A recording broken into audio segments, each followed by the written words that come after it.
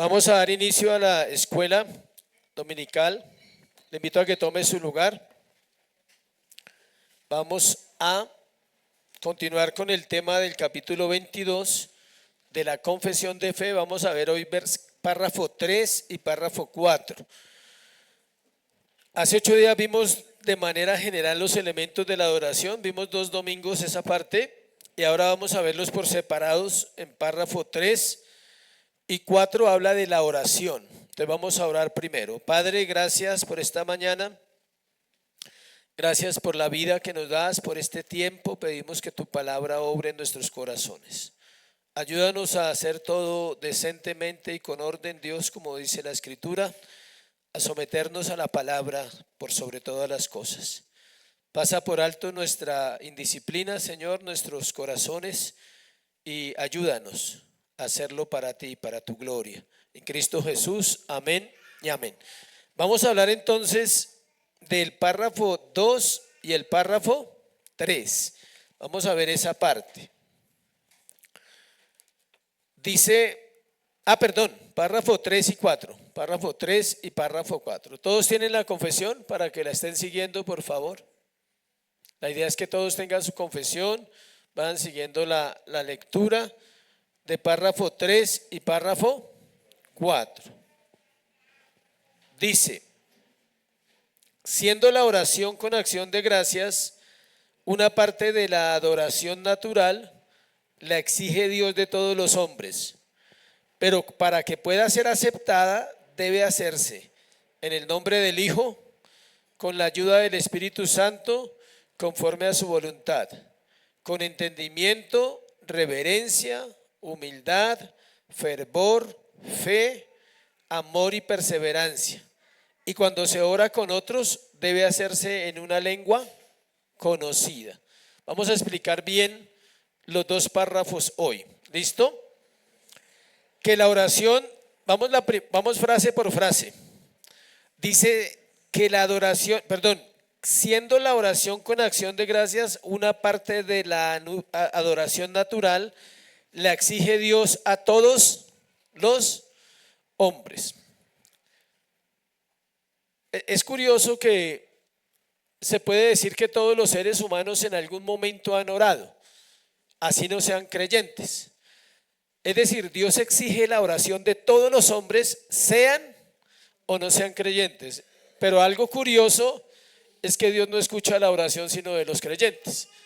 Pero Él exige que todos oren. Ahora la pregunta es, ¿por qué exige que todos oren? Porque Él es Dios. Y por la revelación natural, mucha gente ora a Dios en necesidad. Es decir, cuando un hijo se enferma, cuando hay una noticia grave, cuando alguien muere, cuando de pronto hay una alegría, pero más que todo se ora en necesidad. El impío ora más que todo, se acuerda de Dios, cuando hay algo muy difícil en su vida, él se acuerda. Dice, note la frase, dice, siendo la oración con acción de gracias una parte de la adoración natural. Cuando habla de natural, es decir, que todos los hombres deberían orar, creyentes o no creyentes. La palabra oración se usa en 2 sentidos, uno muy general y el otro más específico. En el último caso equivale a la súplica, el acto del alma que se ocupa en presentar sus deseos a Dios. ¿Escucha? Esa es la oración específica. El acto del alma que se ocupa en presentar sus deseos a Dios, pidiéndole que los cumpla y socorra las necesidades del que pide. En su significado más general, la palabra oración se usa para expresar el acto por el cual el alma se comunica con Dios. Hay un misterio y es, si algunas personas que no son cristianas llegan en algún momento a tener una pequeña comunión con Dios, y algunos dicen que sí, por misericordia Dios puede en un momento de angustia del ser humano compadecerse, escuche, y responder quizás una oración, pero no tiene que ver nada con la salvación. Es triste. O sea que un hombre que no conoce a Dios puede orar y su oración puede ser respondida, tal vez sí, por misericordia, porque Dios es misericordioso, pero no le garantiza nunca que esa persona vaya a salvarse. Yo no sé si usted alguna vez hizo oraciones antes de conocer al Señor, pero me imagino que algunos las hicieron. Yo creo que yo sí las hice, alguna vez en desespero por ahí. Dios, ayúdame. Sí, como que sácame de esta. Otra vez me metí en lo que no debía, sáqueme. Pero ya ahora entendiendo la oración verdadera, eso no tiene sentido. En este sentido comprende los siguientes elementos. Ahí están en el párrafo. Ahí dice que son la adoración, la confesión, la súplica, la intercesión y acción de gracias. La adoración quiere decir que usted en la oración siempre deberá exaltar los atributos de Dios. Dios es santo, Dios es bueno, Dios es verdadero, Dios es poderoso. La confesión tiene que ver que usted confiesa sus pecados, pero también está confesando la grandeza de Dios. La súplica es muy diferente orar que suplicar. Son dos cosas diferentes. Mucha gente ora, pero nunca ha suplicado. Y la sencilla razón es porque no ha sentido esa necesidad de súplica. Entonces yo oro que el Señor le dé esa necesidad para que pueda suplicar. Mi oración por ustedes es que Dios les dé lo que necesitan para que supliquen al Señor por ustedes y por la iglesia. Intercesión. La intercesión se entiende que es por quién, por otros. O sea, pido por otros. Y acción de gracias es aquello que hago. Escuche, es muy diferente decirle al Señor gracias que tener acción de gracias. Son dos cosas muy diferentes. Usted le dice gracias tal vez todos los días, pero las acciones de gracias es aquello que yo quiero hacer porque quiero agradar a mi Señor, porque estoy realmente agradecido. Nosotros no entendemos eso muy bien. La gente lo confunde con decirle gracias por la vida, gracias por la salvación, porque me das comida, me das techo, mis hijos, mi familia. Eso no son acciones de gracias. Eso se llama gratitud.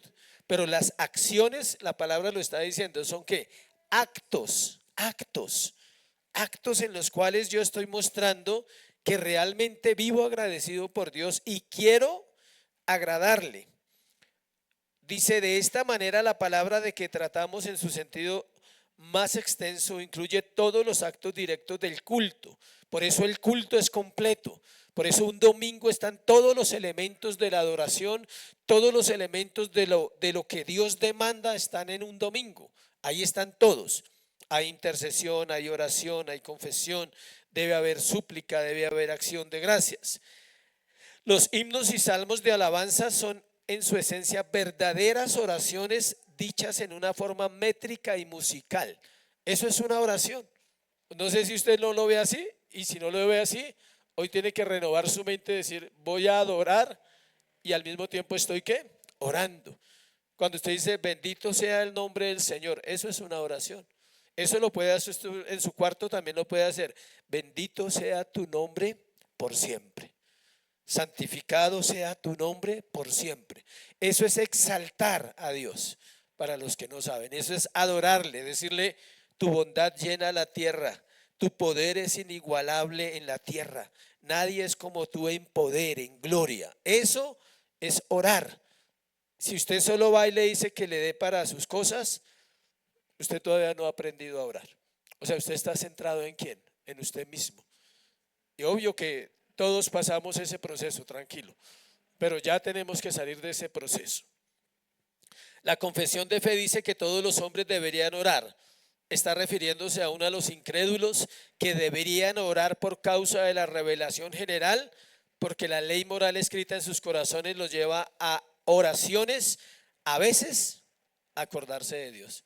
A veces usted escuchará a algún impío orando sinceramente, porque la ley moral lo confrontó, porque se dio cuenta que la embarró y él lo hace en su carne, pero solo Dios sabe si él decide obrar o no. Un hombre puede reconocer que ha fallado en algo serio en su vida y decirle, Dios, perdóname, aunque no haya nacido de nuevo. Pero es por la ley moral, porque la conciencia le acusa y en algún momento dice, no tengo nada más que hacer sino decirle a Dios a ver si existe, al menos. si hay un Dios que me ayude. Se enfrentan, sin embargo, a un problema importante. Sus oraciones son inaceptables. ¿Por qué? Porque no se presentan a Dios a través del mediador, de Cristo. O sea, el conocimiento de Cristo hace que mis oraciones sean aceptables, filtradas al menos que usted diga, yo sé que Dios me escucha. ¿Por qué cree usted que Dios escucha las oraciones de la iglesia? Por Cristo, no por nosotros, por Cristo. Cristo es el mediador. Él es como si estuviera al lado del Padre y le diga, escúchalos, son tu iglesia, son tus hijos, ¿sí? Son los que tú me entregaste, son los que tú escogiste. Algo así. No estoy diciendo que allá sucede cada rato que el Señor está al oído del otro, escúchelos, no. Pero el solo hecho que Cristo vive en el corazón de un creyente, él ya tiene un mediador en la oración. La verdadera oración debe cumplir ciertos requisitos, dice la confesión de fe. Dice, pero para que pueda ser aceptada debe hacerse en el nombre del Hijo, con la ayuda del Espíritu, conforme a su voluntad. Ahí dice, ¿cómo debe hacerse la oración? En el nombre del Hijo, con la ayuda del Espíritu, según su voluntad. Lo primero apunta al camino de acceso abierto por Cristo el mediador. Se abrió un camino nuevo y vivo para que usted pueda entrar. Cuando usted entra a orar, el camino ya está abierto. Usted no tiene que abrir ningún camino. Solo tiene que ¿qué? Orar. Para el impío el camino está cerrado. No puede entrar a ese camino. Dice la segunda, o sea, lo del Espíritu, habla de aquel que mora en los creyentes, avivando su devoción. Y la parte tercera es cuando dice ahí, conforme a ¿qué? A su voluntad. La parte tercera, deben ser de acuerdo, peticiones de acuerdo a la voluntad de Dios, y esas peticiones las revela ¿quién? El Espíritu Santo en la Biblia. Entonces son tres, digamos, podríamos decir, tres cualidades que la oración pide o demanda: que sea en el nombre del Hijo, que sea con la ayuda del Espíritu Santo y que sea conforme a la voluntad de Dios. Cada vez que usted pide algo y no está conforme a la voluntad de Dios, usted nunca va a recibir respuestas, jamás. Cuando usted pide conforme a la voluntad de Dios, siempre va a recibir respuestas. El apóstol Juan lo dice en sus cartas, que si oramos conforme a la voluntad de Dios, Él nos oye y nos concede no lo que usted quiere, sino lo que usted está pidiendo, porque está alineado a la voluntad de Dios. Por ejemplo, si usted dice, Señor, anhelo ser santo, le aseguro que Dios le va a ayudar en la santidad de su vida. Si usted nunca lo pide, Dios dice, a Él no le interesa. Yo quiero santificarle, pero su corazón como que solo le interesa el diario. Porque normalmente nos centramos en las cosas de este mundo y uno pide trabajo, salud, dinero y ¿cuál es la otra? Bueno, ya la saben. Salud, trabajo, dinero y amor. Eso quiere el ser humano, todo el ser humano quiere eso. Pero nunca le dice, Señor, concédeme la sabiduría, porque si tú me das sabiduría, yo aprendo a vivir en esta tierra agradándote. Señor, enséñame a perdonar. Eso es una oración, eso es conforme a la voluntad de Dios. Usted no está pidiendo nada raro. Enséñame a perdonar, santifícame, renueva mi mente. Quiero que mi mente se renueve. No quiero pensar como pensaba antes. Eso es una oración conforme a la voluntad de Dios. O sea, si usted quiere que Dios cumpla sus deseos, usted está equivocado. Dios cumple los deseos de Él para usted. Él tiene deseos para su pueblo y dice, están en la Biblia, encuéntrelos, y viene y me pide y hablamos.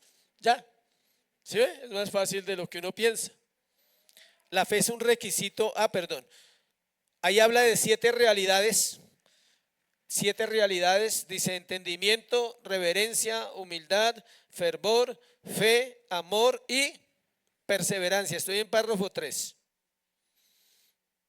7 realidades aceptables en la oración que usted debe tener, que debe comprender, ¿sí? La reverencia es sinónimo de temor a Dios. Es un reconocimiento insondable de su grandeza. Es decir, jamás voy a entender quién es. Jamás, dice, inescrutables son tus caminos. Dice, qué conocimiento tan grande, dice David. Hermoso es, no lo puedo, ¿qué? Comprender. Es decir, eso es reverencia. La humildad, aunque añade connotaciones de un pecador que se presenta ante el santo, es decir, siempre una persona que ora con humildad reconoce su pecado. No se le puede pasar un día en que usted no ore por su pecado, porque ese día usted está diciendo, no pequé. Y entonces está haciendo ¿qué? Mentiroso. Todo el que un día dice que no pecó, ese día es un mentiroso en potencia, porque pecó.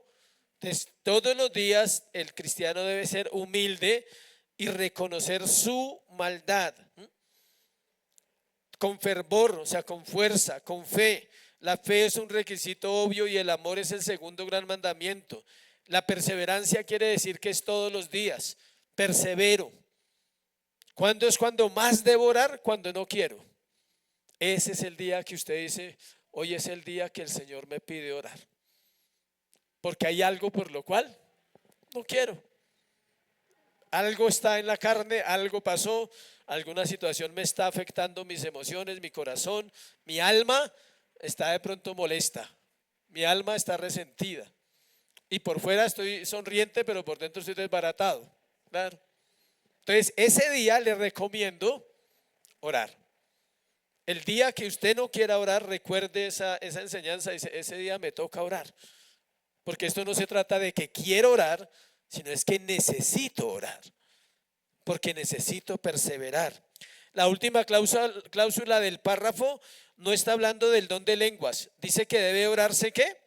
En lengua conocida. No está hablando del don de lenguas que habla la Biblia en el Nuevo Testamento, sino de idiomas, debido a que la época de la Reforma, el idioma que predominaba en la religiosidad era el latín. Entonces se hacían misas en latín y muchas personas no entendían nada. Hoy en día todavía los curas hacen cosas en latín, hablan en latín en la misa. No sé si yo no fui a misa muy poco, son contadas las veces en mi vida que he ido a una iglesia católica, pero los que fueron fieles devotos saben que muchas de las palabras, hay unos pedazos donde ellos usan ¿qué? El latín. Resulta que la gente no entiende nada. Y en Europa no todos los países sabían ¿qué? Latín.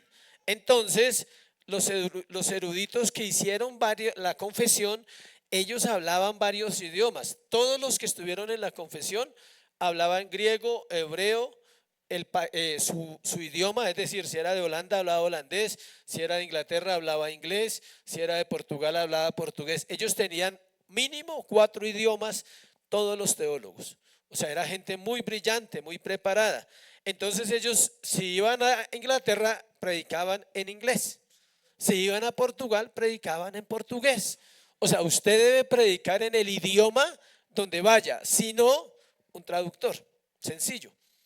Porque no le van a, imagínense uno predicando en español en Holanda. Pues uno se puede sentir bien, pero nadie lo está entendiendo. Entonces necesito orar en la lengua de ellas. Como no la sé, hoy en día pues hay traductores. Pero ellos sí tenían esa capacidad.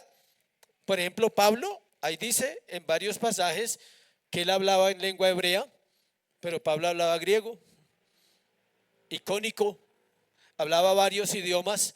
Él hablaba varios idiomas, o sea, él podía ir a una ciudad y hablar en el idioma de la ciudad. Imagínense cómo era Dios usándolo.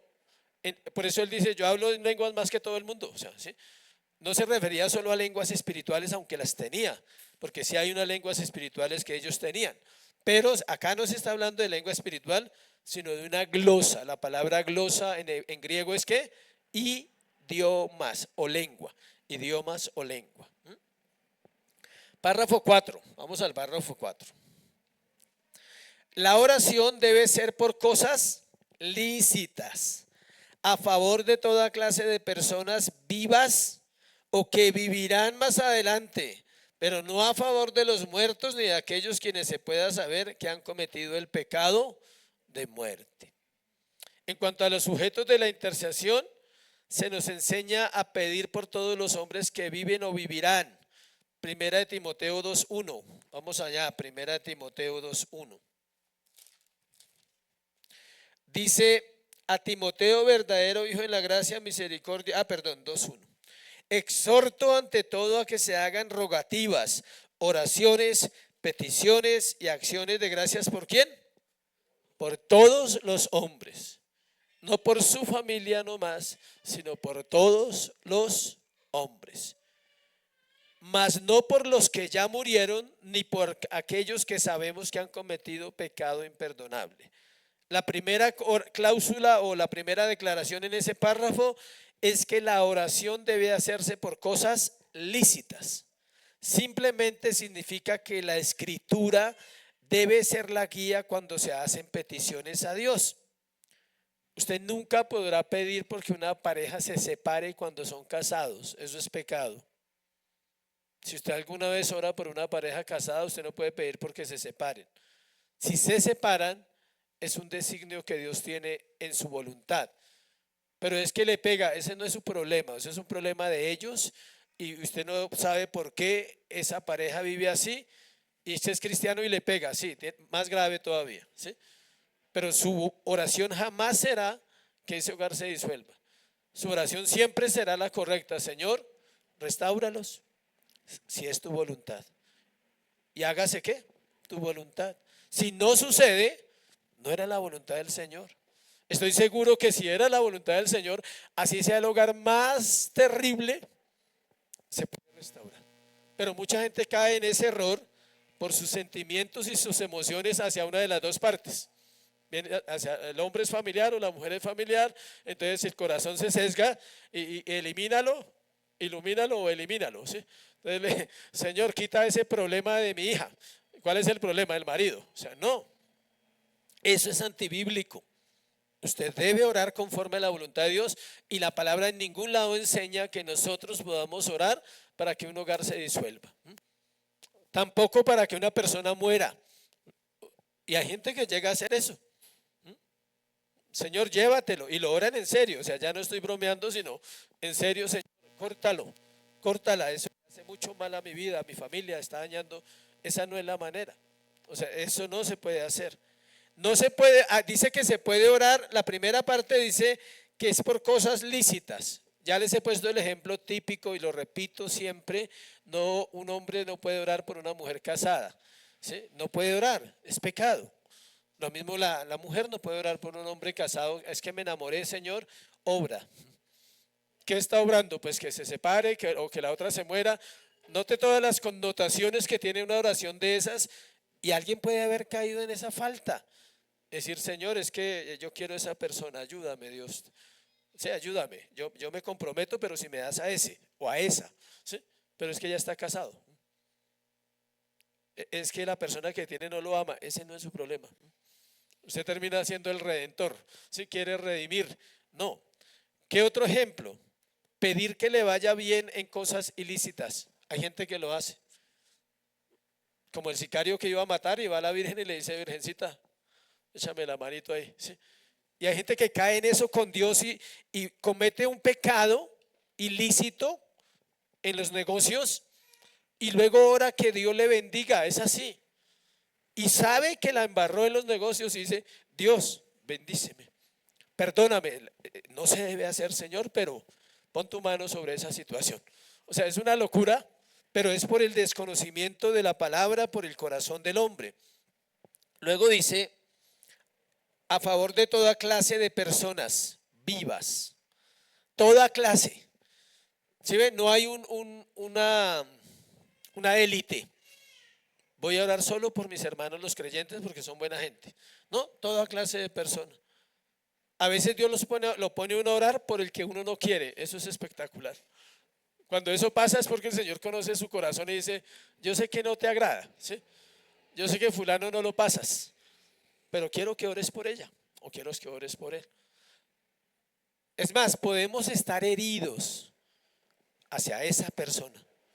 Aún así, Dios nos pide orar por esa persona. Porque otro que usted ha herido puede estar orando por usted.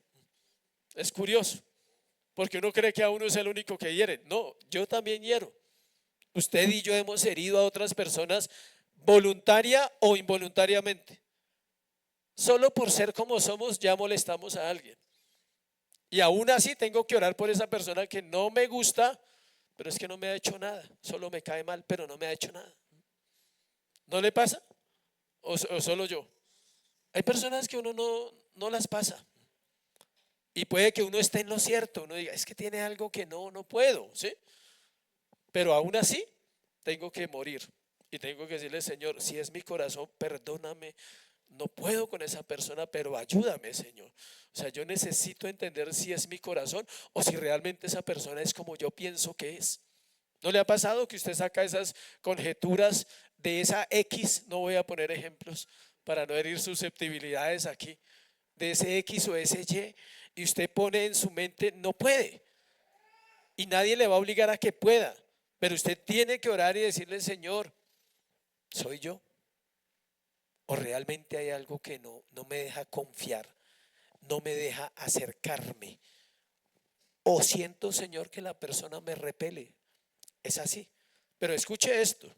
Usted tiene que ser sincero en este sentido. Es lo que yo siento, pero no sé si es la verdad. ¿Sí ve? Es lo que yo siento. Yo puedo sentir rechazo de mi esposa. La pregunta, ¿es real o es mi inmadurez? ¿Sí ve? En la relación de pareja pasa mucho. Es que me rechazas y resulta que no le está rechazando, sino le está diciendo la verdad y a usted no le gusta. Entonces es una barrera y es una manipulación. Eso es diferente. El ser humano es muy manipulador. Es muy mentiroso, lo siento, pero somos así. Entonces cuando algo no nos gusta y viene de la persona que no quiero que me diga nada, porque así funciona perfecto, entonces ahí me siento mal. Es que me estás juzgando, pero quiere evadir que le están diciendo la verdad. Ahí tiene uno que ser honesto con el Señor. Señor, es mi corazón, muéstrame mi corazón. Si es así, dame la fortaleza para reconocerlo. No pierdo nada. Y ya. Entonces se ora por vivos, también dice, no por muertos, pero me gusta algo que dice ahí, o que vivirán más adelante. Los que no han nacido y ni siquiera han sido engendrados, se puede orar por esas personas. Porque hay parejas orando por un hijo que no pueden tener. Es válido. Hay parejas que llevan años insistiendo y no pueden. Otros están esperando un hijo y empiezan a orar por ese hijo desde que ya está ¿qué? Engendrado. Conozco una pareja que tiene un hijo de 8 años y ellos quieren otro hijo. No pueden. Llevan 8 años intentando y no. Entonces están mirando otros medios, ¿sí? Pero llevan 8 años orando por alguien que no ha nacido. Si es la voluntad de Dios, de pronto llegue ahorita, en este tiempo. O sea que ya viene oradito, oradita, ¿sí? Pero se puede orar por los que vienen en camino y por los que no existen todavía. Señor, que los que existen vengan elegidos. Señor, trae un poco, porque necesitamos hartos, ¿sí? Pero no se puede orar por ningún muerto, por nadie. Que es que era mi mamá, lo siento. O sea, suena muy romántico. Es muy romántico. El romanticismo es un engaño en sentido espiritual. Ese cuentico que es que mi mamá me está mirando, mi papá me está mirando. No, los muertos no miran. Me da pena desilusionarle, ¿sí? La función estuvo muy bonita, pero él no lo vio. O sea, ¿sí? Sí, porque normalmente es cuando esas cosas, voy a la entrevista, ayúdame papá, ¿sí? Y el papá está muerto y quiere que el papá le ayude. O sea, ore a Dios, dígale Dios, ayúdame por favor, o sea, ¿sí? Pero no ore al muerto. Orar al muerto no es que usted lo haga en la oración privada, es invocarlo en cualquier sentido. Acompáñame porque voy solo, ¿sí? Y siente que el muerto, yo prefiero ir solo que con el muerto, con eso le digo todo. Yo prefiero ir solo que con el muerto porque el muerto no. Pero es una, ahora en el sermón voy a tratar un tema sobre las tradiciones y eso tiene que ver con la tradición. Y eso tiene que ver con el engaño tan profundo que hay en el corazón del ser humano de querer siempre suavizar lo pecaminoso, de querer siempre suavizar aquello que no existe, simplemente es producto de mi mente y de mi corazón. Es obvio, o sea, escuche, parece obvio lo que estoy diciendo, parece obvio que ya no puedo orar por los muertos, pero es una doctrina. Es una tradición, es algo muy fuerte en esta sociedad, sobre todo en los países que fueron conquistados por España, por el catolicismo. ¿Sí? Hay países donde no. En la otra cultura, en los vikingos y todos ellos que fueron conquistados por otros países, ellos también creen en los muertos de otra manera. Ellos celebran y cuando mueren hacen fiesta. Aquí hacen luto, aquí chille y ya. O sea, en cambio allá no, allá eso es que se fue para el Valhalla y que en el Valhalla le tienen la fiesta lista y que en el Valhalla no sé qué. Esa es la tradición de los países de Europa. Otros hacen comidas a los muertos y aquí y en muchos países le llevan flores cada semana. Esa platica, lástima, yo siempre digo que perrazar toda esa plata. El tiempo, el domingo los trancones es por eso. Aquí atrás en Matatigres el domingo es un trancón impresionante y nos decía un señor, es que un día cogimos un Uber y yo decía, pero hoy es domingo, o sea, sí, 30 minutos en un trancón aquí atrás. Y yo le pregunté, ¿y por qué? Dijo, por el cementerio. Imagínense, los muertos siguen haciendo trancón, o sea, es así. Y esa tradición, eso es un culto a los muertos, es un honor. Es darle un honor a alguien que no existe en vez de dárselo a quién, al Señor. La doctrina de la iglesia romanista concerniente a las oraciones por los muertos es parte dependiente de su doctrina respecto al estado de las almas después de la muerte. Ellos dicen que los que son perfectos a la hora de la muerte van inmediatamente al cielo. Los que son infieles o mueren en pecado mortal pasan desde luego al infierno. Pero la gran mayoría de cristianos imperfectos van al purgatorio. O sea, hay tres tipos de situaciones. Los perfectos, cielo. Los que son infieles, perdón, ellos dicen sí, que los perfectos van al cielo. Los infieles que mueren en pecado mortal pasan al infierno. Pero la gran mayoría de cristianos imperfectos, o sea, medio, van al purgatorio para purgar un tiempo, donde permanecen hasta que adquieren la perfección necesaria para entrar al cielo. O sea, como si en el purgatorio los están perfeccionando, santificando. El Concilio de Trento, ¿sí saben qué es el Concilio de Trento? Es un concilio católico que se hizo muy famoso y sigue ejerciendo influencia porque todo lo que hace la Iglesia Católica se estableció en ese concilio. Dice que allí hay un fuego purificador. ¿Dónde? En el purgatorio, por el que pasan las almas de los cristianos imperfectos. Esa es la cláusula del concilio. Que las almas allí sufren temporalmente, pueden beneficiarse en verdad por las oraciones de sus compañeros cristianos y por las misas que se ofrecen en su favor aquí en la tierra. Pero toca pagar por la misa. ¿Y sabe qué hacen? Solo lo nombran. La misa no es para él solo. La misa es para hartos y a todos le cobran lo mismo. Y solo dicen, oramos por el alma de Pedro Pérez, brille para ella la luz perpetua o cualquier cosa. Y eso ya, por esa frase usted pagó. Y en la misma misa del muerto, que sí hay un muerto por ahí, pero hay otro poco que van a nombrar. Y ese otro poco que van a nombrar toca pagar. Y no solo una vez por hartas misas, sino por cada misa vuelve y se paga. Para que vuelvan y lo nombren. Solo por el nombre se está pagando. Entonces, pero va a salir. La persona queda con el pensamiento y su conciencia dice, no, él va a salir de allá. Nos vemos más adelante en el cielo. O sea, no existe. Si no existe el purgatorio, como lo vamos a ver al final de la confesión de fe en capítulo 32, no deben hacerse oraciones por los muertos, pues aquellos que están en el cielo no necesitan intercesión y para los que están en el infierno es inútil. Si está en el cielo, tranquilo que ya no necesita sus oraciones. Ore por los vivos que tiene alrededor que están muertos en delitos y pecados, ore por ellos. Si está en el infierno, menos. O sea, ¿sí? El uno no necesita porque ya está con Cristo, el otro no necesita porque no puede salir de allá jamás. Nadie lo puede sacar ni con rezos y oraciones. Es mucha presunción, escuche, y enteramente por demás llegar al trono de Dios con súplicas cuando el amo de la casa ha cerrado la puerta, dice Lucas 13:25. Es decir, que el tiempo para orar es aquí, hoy. Cuando usted ya se cierre la puerta, nadie va a orar por usted, y así ore por usted, ya no puede hacer nada. Y hay gente que está orando por los muertos de una manera indirecta. Su corazón quisiera que esa persona que usted sabe que murió en pecado no hubiera muerto así. Y aún usted puede decirle: Señor, ten misericordia. Ahí, poquito, ¿sí? Uno llega a pensar eso. ¿Y en qué se basa eso? En el corazón. Los afectos. Quizás uno dice: no tengo la certeza que ese familiar se salvó. Y usted es capaz que al menos el mismo día, de pronto no vuelva a hacerlo, pero por lo menos el día que murió diga: ten misericordia, Señor, de él. No, ya no. Si murió a las 8 de la mañana, ya a las 9 usted no puede orar así. Lo siento, pero es así. Que murió a las 8 de la mañana y usted a las 9 dice: uy, Señor, que haya alcanzado misericordia. No, ya no. Ya eso no se determina por mi oración. Si fue, fue, y si no, no fue. Ya. Pero cierro con algo que le va a gustar y que de pronto le va a descansar su corazón en cuanto a este tema.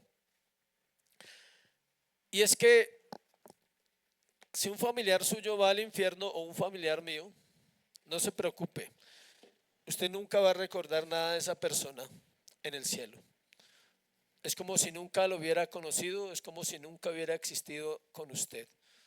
Dios va a hacer esa operación porque sería muy difícil que usted esté en el cielo y esté pensando en alguna persona que está en el infierno. Me refiero específicamente a familiares, porque usted no va a pensar en su vecino, jamás. Ni usted va a pensar en nadie más. Estoy hablando directamente de un hijo, de un padre, de una esposa, en ese rango no más, que son las personas que Dios nos da, que es la familia primaria, el esposo o esposa, los padres y los hijos, no más. Imagínese usted allá adorando al Señor y pensando qué está pasando con esa vida allá. Es ilógico, no tiene sentido. Hay un texto en el Antiguo Testamento que dice que el Señor nunca traerá a memoria las cosas antiguas, y se refiere a que Él renovará, o sea, pues definitivamente no será esta mente, porque seremos transformados totalmente. O sea, esta mente está tan lejos de Dios en una realidad espiritual que no lo logra ni ver. Pero la mente nueva y el corazón nuevo estará plenamente con Dios. Estamos hablando de un 100, se podría decir, un 100% lleno del Espíritu. No como es Dios, obvio, es imposible, pero sí estará lleno en la plenitud del Espíritu.